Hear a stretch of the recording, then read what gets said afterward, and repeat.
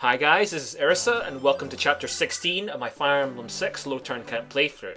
I haven't opted to record commentary for the run up until this point, but I felt this particular chapter deserved it because it's a great culmination of a lot of effort that's been put forth into training particular units throughout the run so far. And there's also just so much going on. There's literally something going on in each corner of the map, and there's a huge amount of team effort, so there's lots to talk about. And in fact, you'll have to forgive me for, referring back to things that have already happened and continuing to talk about things a while after they've happened, because there's just so much to talk about. Immediately off the bat though, Saul, with his whopping 17 warp range, which is his maximum, warps Sue towards a treasure room on the left. Sue's going to be grabbing the rescue staff from there, along with a bunch of other goodies. Note also a little trick I did with Igrene and Saul. Igrene rescued Roy, and then Saul took Roy before warping Sue. This allowed him to then give Roy to Percival after he was danced, and then warp Percival, which means that Percival can move and drop Roy on turn 1 without receiving a dance himself. This is really important because there's a recruitable mage called Hugh towards the center of the map.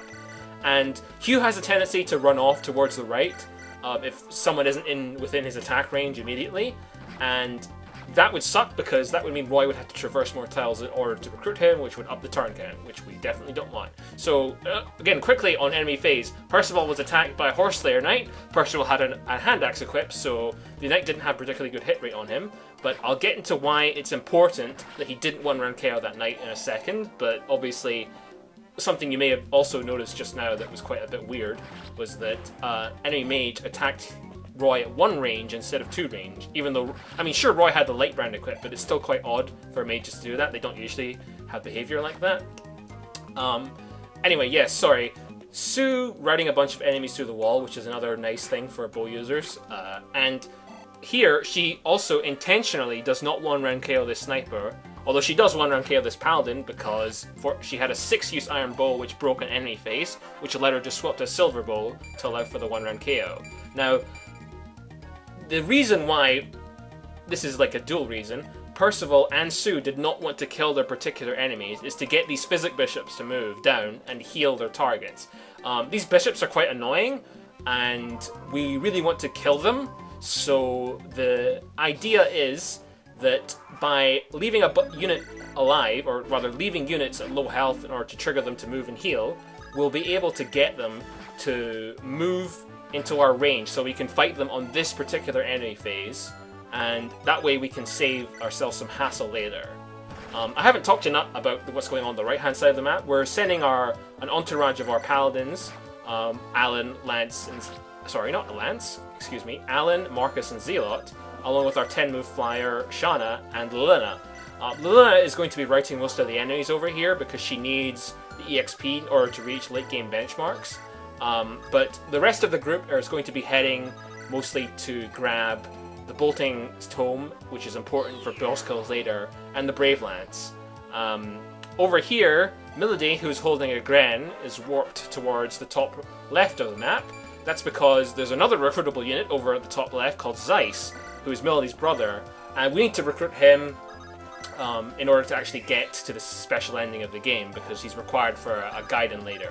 But irrespective of that, the reason we sent Igrene with Milady is because there's a wall in the way. And Igrene can use the Brave Bow, and by herself she can break the wall in 2 turns. There's an alternative option to use Echidna with the Brave Axe instead of Igrene. Echidna, however, doesn't quite one-round KO the wall. I shouldn't say one-round KO the wall. She doesn't quite kill the wall in 2 turns by herself. The wall still has about 9 HP left or so. So it would require Milady to be attack on the next turn in order to finish it off. However, I don't really want to do that, because if I do that, then Milady won't be able to weaken an enemy mercenary, which can set up a kill for Zeiss later. Now, I should also say that there's another advantage to using Echidna, though, is that Echidna can equip swords, and there's an enemy general to the top left called Douglas, who uses a silver axe. Now, he's not terribly accurate, but because Echidna can use swords, if Echidna is dropped in range of Douglas, then she's far less likely to get hit and suffer a chance of death compared to Igrene. Fortunately, Igrene still has something like a 50% chance to dodge, but it still would be preferable in a reliable sense to use Echidna. But because I want to milk the EXP, I used Igrene. Now here, Roy recruits Hugh. Hugh has a very long, uninterruptible recruitment conversation because essentially Hugh is a mercenary and he demands gold from Roy in order to work for him, and you have to barter with him down. We're going to barter him down to the minimum price because we frankly don't need Hugh at his maximum stats, and he's not worth 10,000 gold, so we just recruited him for the minimum of 5,000.